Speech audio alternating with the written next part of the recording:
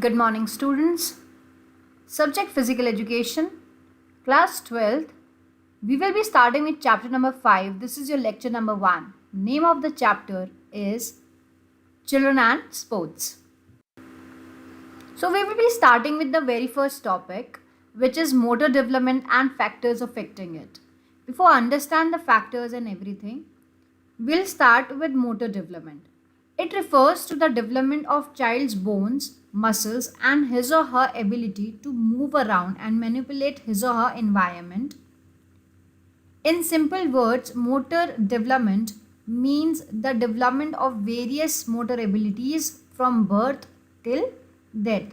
You can write any one of them. So, from the first definition, you can understand that it is a wholesome development of a child physically. The development is done of his bones, muscles, and his ability or her ability of moving around and manipulating his movements according to the environment he or she is into.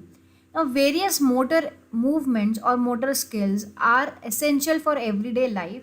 Activities such as sitting, walking, running, climbing, catching, or holding, jumping, skipping, or throwing. So there are all these activities are very important for an individual to be done. Now we are going to do the types of motor development. The first type of motor development is gross motor development. It involves the development of large muscles in a child's body, especially while sitting, walking, running, climbing, kicking. As in the photo you can see the child is kicking a ball. So every movement in which the large muscles are involved, that is known as your gross motor development, in which the large muscles are developed. The next is your fine motor development. Now, it involves small muscles of body, especially during the small movements of the fingers and hands. For example, holding a javelin, discus, and pole, catching a cricket ball, smashing a volleyball, or gymnastic exercises. So, in this, the development is specially of the small muscles of our body. For example, the fingers and hands, which are used for gripping, catching, and throwing the various objects or equipments which are used in games and sports. As from the picture, also you can see that both of them are like catching the ball, and this catching in this activity they are using their hands and fingers for that. So it is the fine motor development. Now, motor development in children can be studied effectively under the following three stages. So there are three stages through which it will be much more easier and effective for us to understand what motor development is in children. The first stage is early stage, which is between 3 to 6. Second is the middle childhood, which is from 7 to 10 years. And third is late childhood, which is from 11 to 12. So we are going to now understand all these categories separately. Early childhood. The period of early childhood starts from third year and continues till sixth year. So the age duration is 3 to 6 years. A child is in between it is known as he is in early childhood. The motor development during this period take place rapidly. That means that every different movement where what he or she learns, it starts in a very rapid way, and he or she learns, or this development is done like take place in a very rapid manner. This stage is also known as preschool years. So it is important for you to understand that early childhood is also known as preschool years. So you can underline it in your books as well. It might be asked. It is important for exams and tests. Point number 4. In this period, a child becomes perfect in various fundamental movements, and the fundamental movements, the images are given below. The fundamental movements are the basic movements. For example, walking, running, skipping, jumping, throwing, balancing, catching, kicking, striking, or stroke hand. So all these are the basic movements and acquires the ability to unite and combine these movements. So while we are talking about them, they can also unite and combine. For example, One is running and then catching a ball, or if throwing a ball and then running, or passing a ball and then shifting. So these are the combinations which an individual or a child makes in the movement. The fifth point is, in this period children's stride length increases and they develop a more mature running pattern. Stride length means the distance between the two steps is known as your stride. So in this particular stage, children actually increases that distance between the two steps, and they also develop a very mature kind of running pattern. They don't have they have good balance, they have good agility while performing running patterns also. Sixth point, during this period proficiency in climbing on ladders become efficient. So climbing ladders become more efficient. They do it much more comfortably and easily. They can hop and gallop skillfully, means hopping and galloping like one step hop or double leg jump. All these kind of activities are done very skillfully and they don't have any problem in performing those activities. The motor development at the end of early childhood achieves a satisfactory level. So the motor development is has reached a satisfactory level at the end of the early childhood. So, the systematic training of children in various sports such as gymnastics and swimming can be started, because their basic movements like rolling, hanging, pushing, pulling, etc. become efficient. Now, we can understand that at this particular point of time, we can involve the children into gymnastics and swimming, because many fundamental movements are actually developed in them. So, it will be easier for them to participate in these games or sport. They become efficient in various movement combinations such as running and jumping, catching and throwing, running and throwing. So this is what we have already discussed, that it is very easier for them to combine different activities. Thus they become efficient in all such movement, but still competition at this stage should be avoided. So we should actually make them more efficient in doing different things, but we should not involve them in competitions or anything at this particular level of age. The next one is your middle childhood. The period of middle childhood starts from 7th year and continues up to the 10th year. During this period, children become active and agile. So agile here means able to move quickly and easily. So it make it easier for them to move from one place to another or change their positions or movements. They have strong desire to engage in various physical movements and activities. So at this particular point of time, children are much more interested into participating in different physical activities and movements, and they keep on participating it everywhere. It might be at home or in the school. Children have a desire to compete with children of their own age group and also have urge to improve upon their previous performance. So here children by themselves compete with their friends or with the other children of their own age, and they also keep on improvising their own movements and abilities of performing different things. So they do not only compete with the other children, but they also compete with their own previous performances. Most of the children achieve mature patterns of fundamental motor skills, as we already done fundamental motor skills like walking, running and jumping. So most of the children actually achieve the mature patterns of doing all those activities like walking properly, jumping properly, catching the things properly, kicking a ball. All these turn into some mature patterns. The same movement are performed differently for different aims, such as jumping for distance or height, throwing for distance or height, as I have given a picture also here of a student jumping for a height and then landing.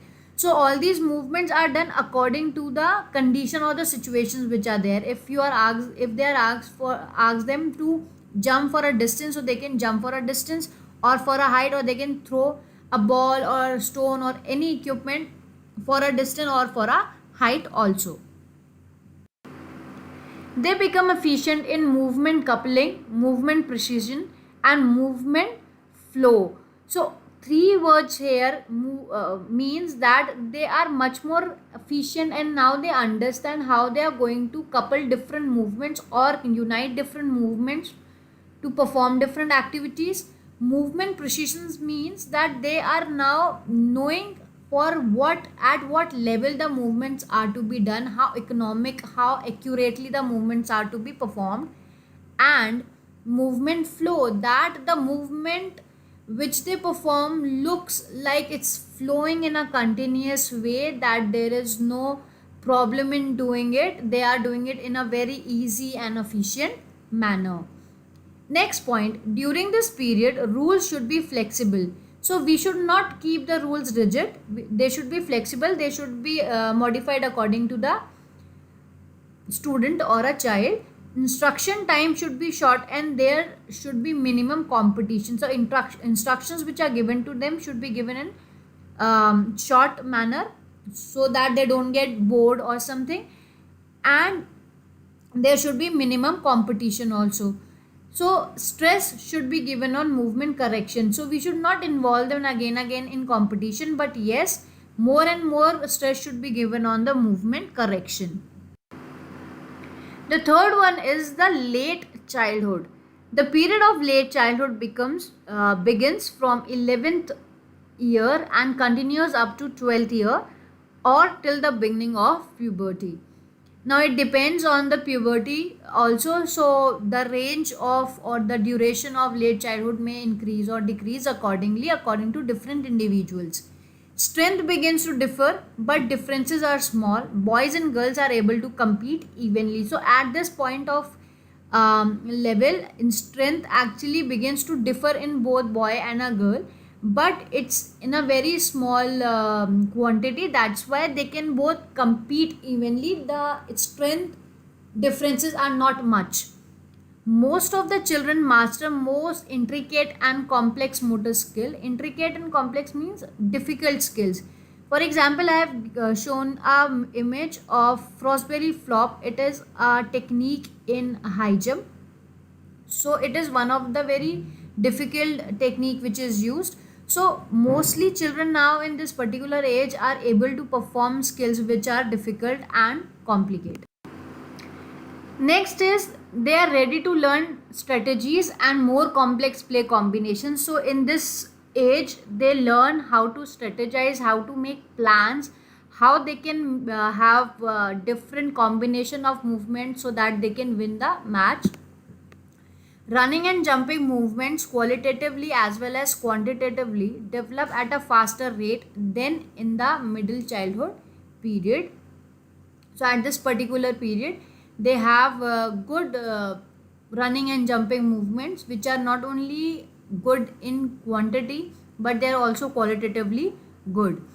Coaches and teachers of physical education should continue to encourage skill development with an increasing stress on strategies and tactics. So at this point of time, an individual must be taught with more strategies and tactics, that how you can win a match, what all strategies or tactics, or how you are going to use your mind, or how you are going to make decisions while playing different games. So a physical teacher, coach should make them understand these things also in this age. Now we will be starting with the factors affecting motor development. The first factor is biological factors.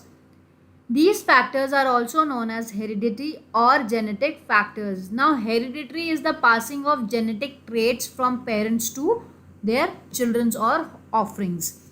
So whatever genes we get from our parents, those genes are responsible for what kind of a body type we are going to have, or how our body is going to grow or develop, and it also includes our motor development. These factors are related to body weight, size and strength.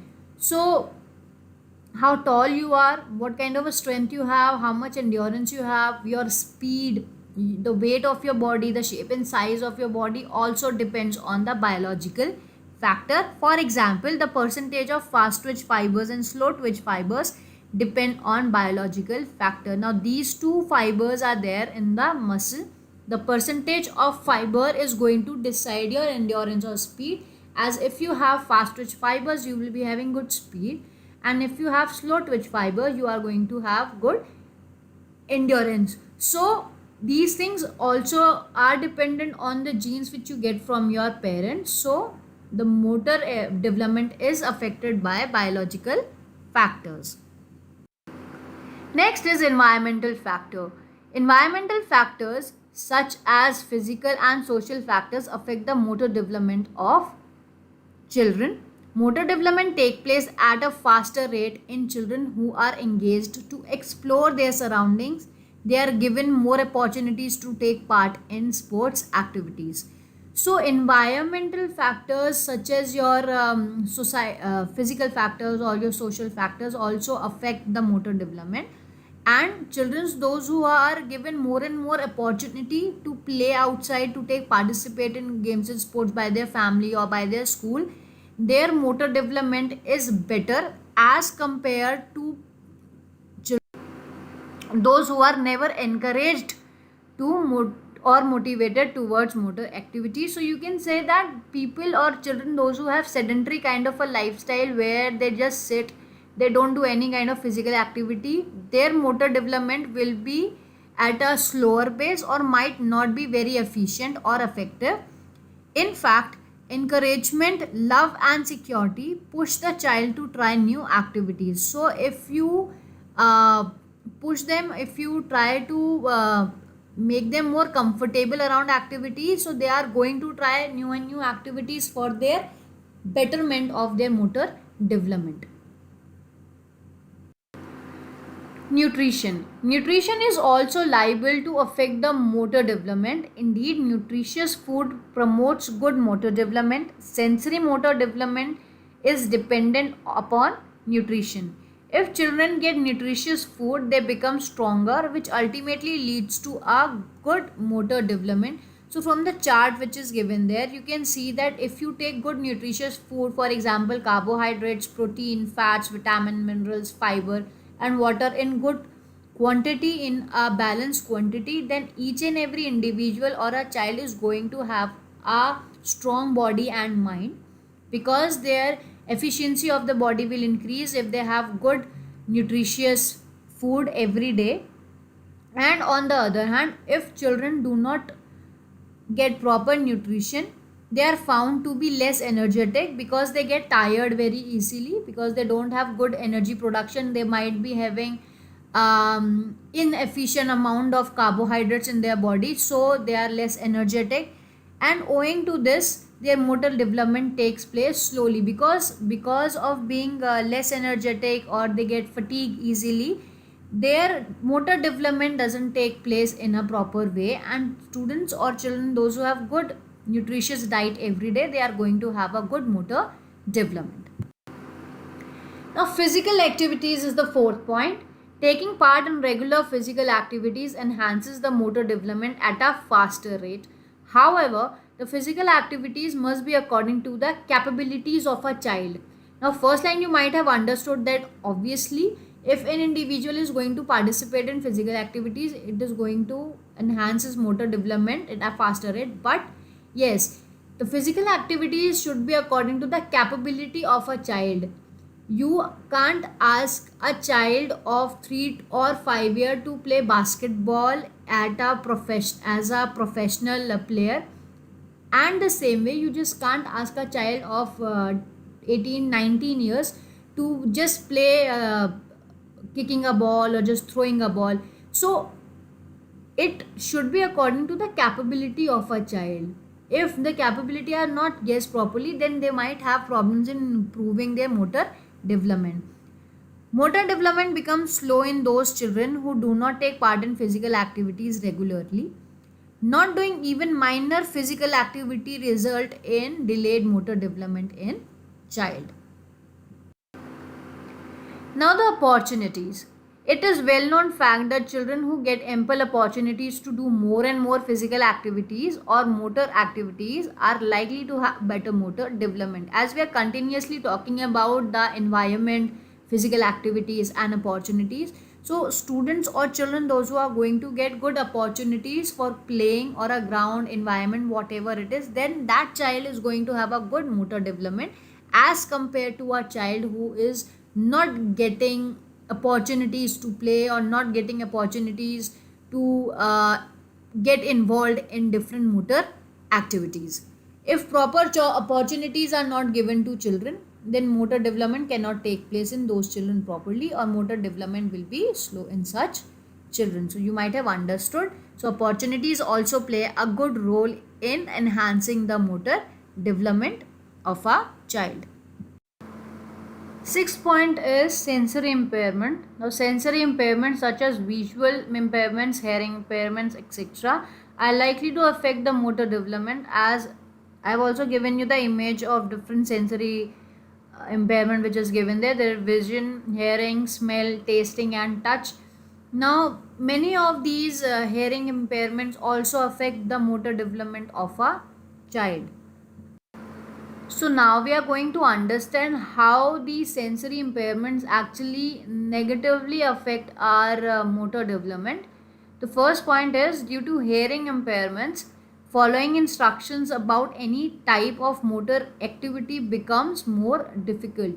So if a child is having any kind of hearing impairment, what happens is he or she would not be able to understand many of the instructions which are given about the motor activity which they have to perform, and because of that reason and because of that limitation of their own, they will not be able to have a good motor skill, because they would not be able to understand and then perform the activity accordingly.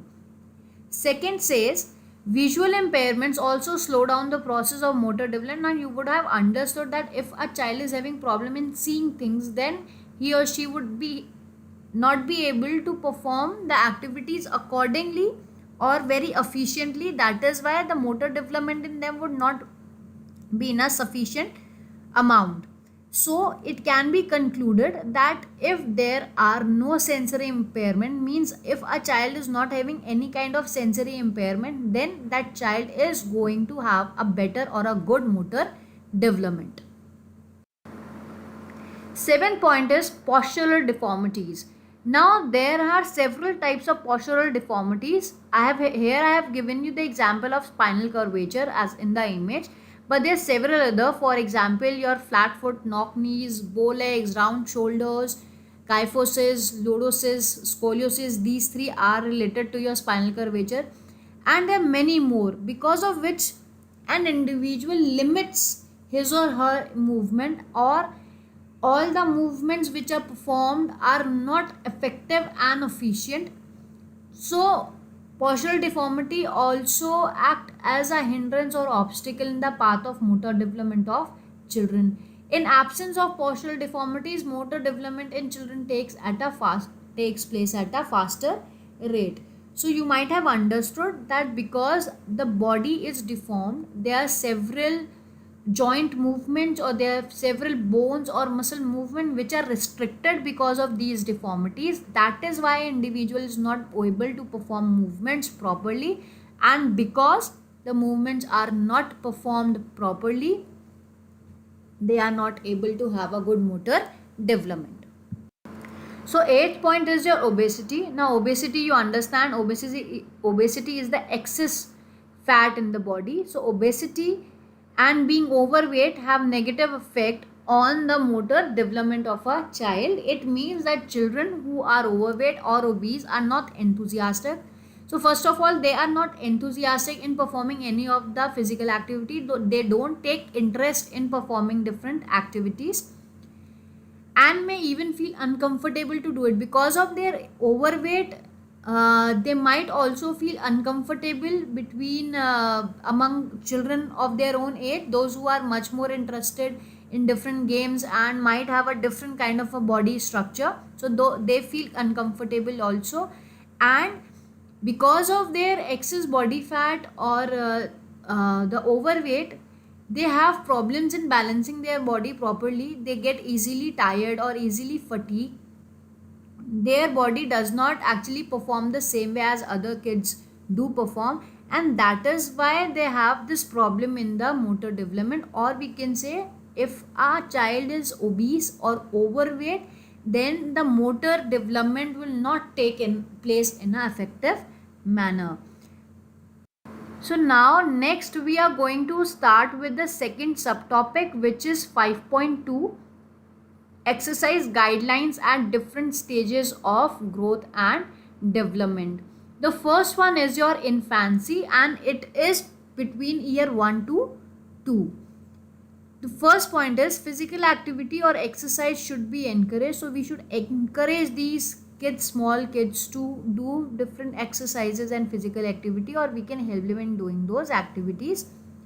Gross motor activities or exercises should be promoted, means in which the large muscles are involved. For example, crawling, walking, running, gripping something, catching something, all these kind of activities. Exercises to develop head control, sitting, crawling, etc. should be encouraged. How they are going to control their neck, head, how they are going to balance, how they are going to sit, crawl or walk, all these kind of exercise should be encouraged. Infants should be indulged in some exercises such as moving arms, legs and reaching to various objects. So we should make them move from one place to another for a better mobility, so that at this particular age only they'll start walking or moving from one place to another, so that it will be easier for them to have a good mobility in the rest of the years. Infants should be provided object, toys and games that encourage them to move and do things themselves. For example, you can take a ball. If a child throws a ball or something of his interest, so that he can go towards that particular thing and grab it. This is how they can do their things on their own, and they will start moving from one place to another. They should be provided with safe environment for performing these activities or exercises. Now one should be provided with good and safe environment where they are safe and they do not get hurt. Watching TV and other electronic media should be avoided by the infant. So if there is a infant, we should not provide them with TV or mobile phones, laptops or all these kind of electronic devices, because it will not only harm their physical development, but it might also harm their mental development.